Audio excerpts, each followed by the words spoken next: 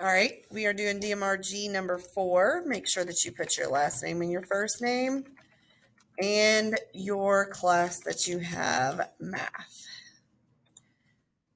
We are continuing to work on making sure that we know what the diameter, the long all the way across, and the radius halfway across is in order to use the formulas to solve for area and volume and circumference of circles. So in this case, we're looking at what is the diameter. Tells me, hey, diameter is 36. Woohoo! So it's 36 feet. I'm going to type feet the same way that they did. And then just in case I can't do 36 divided by 2, I will use my calculator. 36 divided by 2 is 18. So the radius is half of the diameter. In case I haven't, it's only half of it. So it's 18. Half of it. So I'm going to type in 18 and type feet the same way that it's spelled up there. I'm going to use that information in order to substitute in and solve. So this first one, what's the diameter? So I'm going to put it where it is. So it equals 36 times pi. I'm going to use that handy dandy calculator. I know that this one is not the one that you guys use, but I'm going to go ahead and show it to you this way. 36, see, times, see, pi equals 113.09. Now I'm looking next door to that 9. It is a 7. Does 7 say go up to 10? Or does 7 say at 9? It says go up to 10. So my answer is 113.10. I'm putting the 10 to represent the fact that I know I was supposed to round to the 10th place. And it is feet, so I'm putting FT. Now this second one, I need to use the radius. I'm going to change my color so that you see what I'm doing. Since the radius is 18, I'm going to put it down here. Now that 2 means 18 squared. So I'm taking 18 times 18. 2 18s. Oh, amazing concept. Then I'm going to multiply it by pi. Using that calculator, again, this is just making sure that we know how to use the calculator and when and where to look for the information. I'm doing 18, there's 1. 18, 2, times pi, like it says, equals gross number. I'm looking at this 10th place, so that 10th place is a 7. If I look next door to the 6, does that 6 say 7 stay?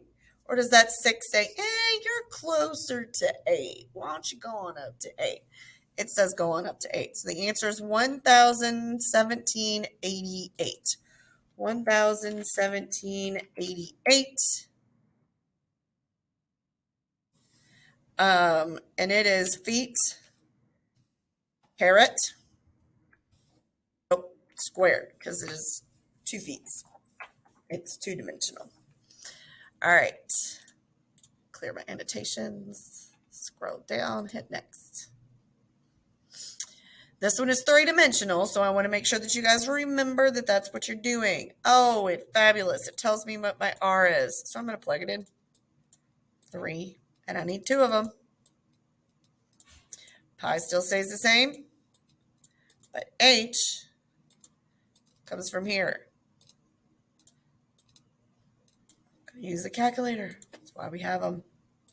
Use my calculator because it's smaller. 3 times 3 times pi times, ooh, that's gross, 8. So it doesn't show it as nicely to you, but it's there. 226.19. I'm highlighting that 9 because that's my 10th place. You know what? It's my 100th place. Guys, I've been doing that wrong the whole time. Nobody said anything. Could be because I'm talking to myself. Whoops. That's 100th place. Yep, hundreds. So we're going to look next door at the 1000th place. That 4. 4 tells me to stay, so I'm going to stay. So 226.19.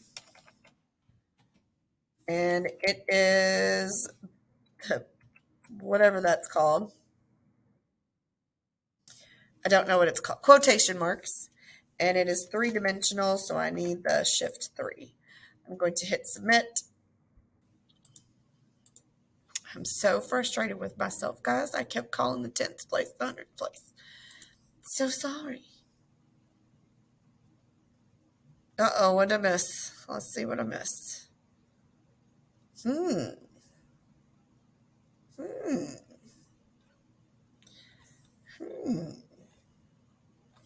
All right, we're going to have to check it. So the radius was 18. I wondered when I was typing it in if it was right. So the radius was 18 times 18 times pi.